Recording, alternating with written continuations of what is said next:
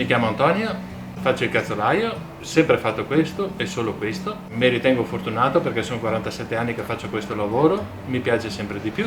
Finché ho le forze continuo, dopo il giorno che mi stancherò mi fermerò. Il negozio è stato aperto originariamente nel 1966.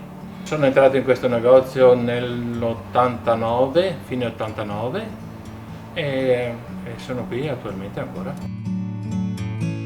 Lavorativamente in questo periodo bisogna rassegnarsi a un periodo da dimenticare, diciamo tra virgolette, più in fretta possibile. Tra chi lavora da casa, tutto rallentato comunque perché la gente è un po' impaurita, esce poco, cammina poco e perciò ho fatto questa scelta di fare mezza giornata perché non vale la pena, insomma, proprio.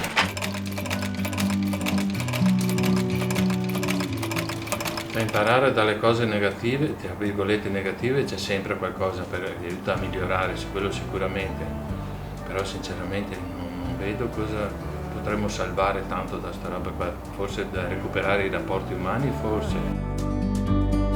Con i padovani ho un buon rapporto, anche se devo essere sincero, negli ultimi anni per vari motivi la clientela è un po' cambiata, diciamo, il rapporto con la clientela, ma viva Dio, sta cambiando il mondo.